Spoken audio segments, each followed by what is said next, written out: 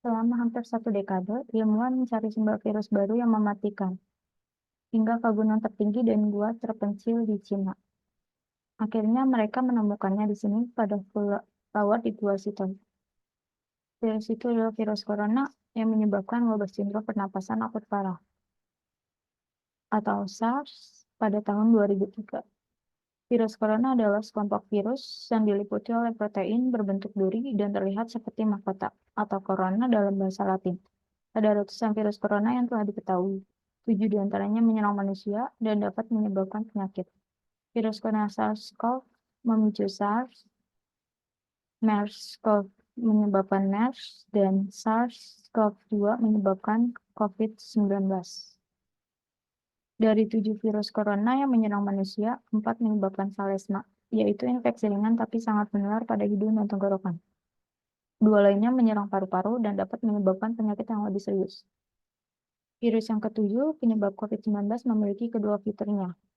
Mudah menular, tetapi berdampak terhadap paru-paru. Saat orang yang terinfeksi batuk, tetesan liur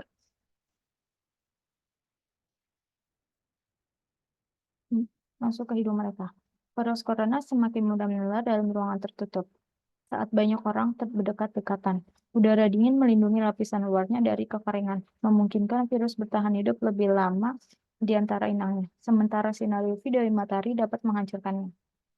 Variasi musiman ini lebih penting untuk virus yang sudah umum. Namun karena belum ada orang yang imun terhadap virus baru, banyaknya inang potensial membuat virus tak butuh kondisi ideal untuk berkembang. Di dalam tubuh, protein berbentuk duri menancap dan menyatu dengan sel inang, memungkinkan virus membajak perangkapan sel inang untuk mereplikasikan gennya sendiri. Virus corona menyimpan gennya di RNA. Semua virus hanya berjenis virus RNA atau virus DNA. Virus RNA cenderung lebih kecil dengan lebih sedikit gen, artinya mereka menyerang banyak inang dan mereplikasi dengan cepat pada inang. Secara umum, virus RNA tidak memiliki mekanisme koreksi, seperti yang dimiliki virus DNA. Sehingga virus RNA mereplikasi kemungkinan besar akan terjadi kesalahan yang disebut mutasi. Kebanyakan mutasi ini tidak berguna atau tidak berbahaya, namun sebagian menjadikan virus lebih cocok hidup di lingkungan tertentu, seperti spesies inang yang baru. Wabah seringkali muncul saat virus berpindah dari hewan ke manusia. Ini yang terjadi pada ring RNA yang menyebabkan epidemi Ebola, Zika, dan SARS, serta pandemi COVID-19. Saat di tubuh manusia, virus terus bermutasi. Biasanya tidak sampai menghasilkan virus baru, tetapi cukup untuk menciptakan variasi dari virus asli. Virus corona memiliki beberapa perbedaan utama dari kebanyakan virus RNA. Virus ini berukuran paling besar, yang berarti berisi lebih banyak gen. Ini menciptakan lebih banyak peluang timbulnya mutasi yang berbahaya. Untuk meniadakan risiko ini, virus corona memiliki fitur unik. Sebuah enzim yang memeriksa kesalahan replikasi dan memperbaikannya. Hal ini membuat virus corona jauh lebih stabil, dengan tingkat mutasi lebih rendah dibandingkan virus RNA lainnya. Meskipun ini terdengar menakutkan, tingkat mutasi yang rendah sebenarnya merupakan tanda yang menjanjikan.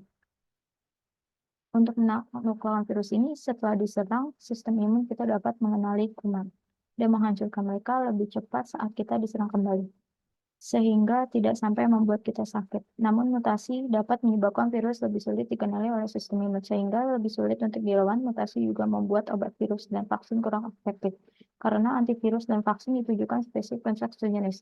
Itu sebabnya kita perlu vaksin flu baru setiap tahun. Virus influenza bermutasi sangat cepat sehingga variasi baru terus bermunculan.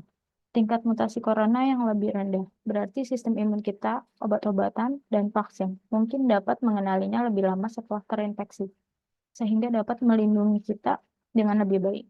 Kita tak tahu berapa lama tubuh akan tetap imun terhadap virus corona yang berbeda. Belum pernah ada pengobatan atau vaksin yang disetujui untuk virus corona. Kita berfokus pada pengobatan virus yang menyebabkan salesma. Dan meski para ahli mulai mengembangkan pengobatan untuk SARS dan MERS, epidemi telah berakhir sebelum pengobatannya setelah selesai diuji coba, saat kita melanggar batas habitat hewan lain. Beberapa ilmuwan mengatakan perpindahan virus corona ke manusia tak bisa dielakkan. Tetapi jika kita terus menyelidikinya, ia tak mesti sampai menghancurkannya.